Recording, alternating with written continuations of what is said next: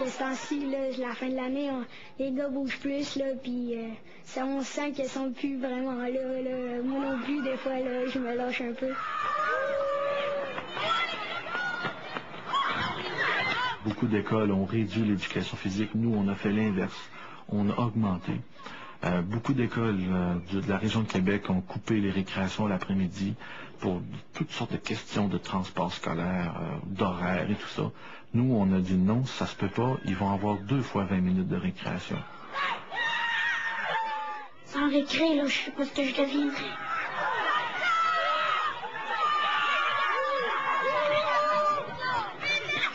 Oui, de l'eau. Ici, il y a beaucoup de forêts là-bas. Oui, c'est une des richesses du Saguenay-Lac-Saint-Jean. Depuis les années 60, les écoles réservées aux garçons et aux filles sont souvent perçues comme conservatrices et régressives.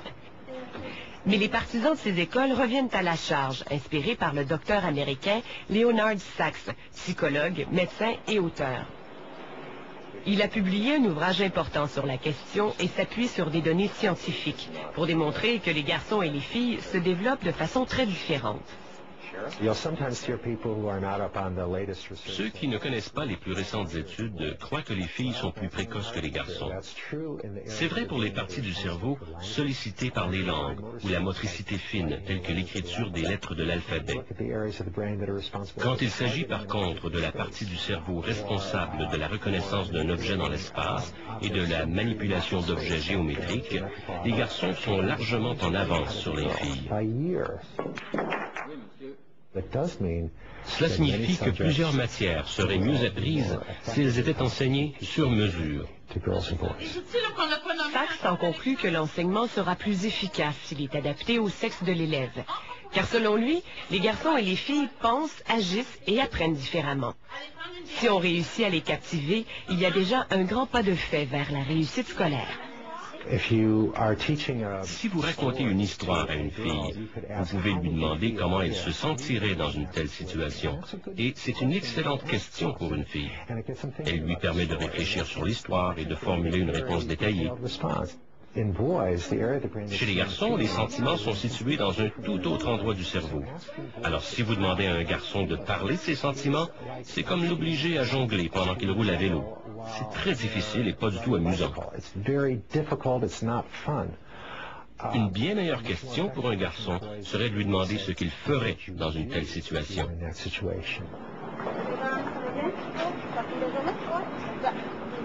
Les parents de Francis et de son jeune frère Philippe souscrivent aux théories du docteur Sax.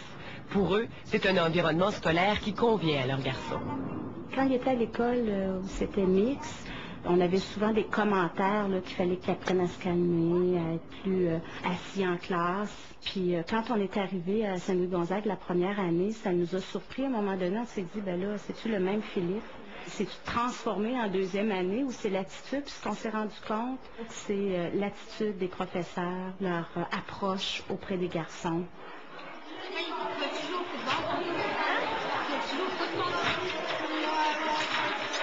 À cet âge-là, les enfants ne cherchent pas toujours le contact avec le sexe opposé.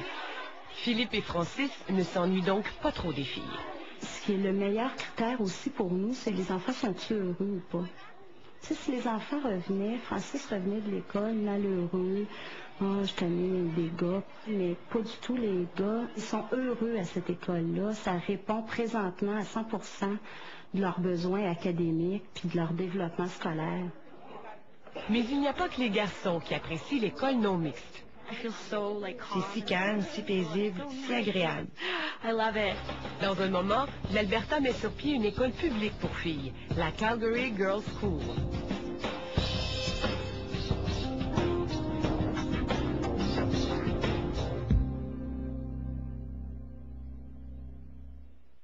Ce soir, en affaires, les qualités qu'on associe aux hommes correspondent à celles qu'on associe au leadership, mais celles associées aux femmes n'y correspondent pas. À un certain point, on fait peur. Le parcours piégé des femmes de carrière. Zone libre documentaire, ce soir 22h sur RDI.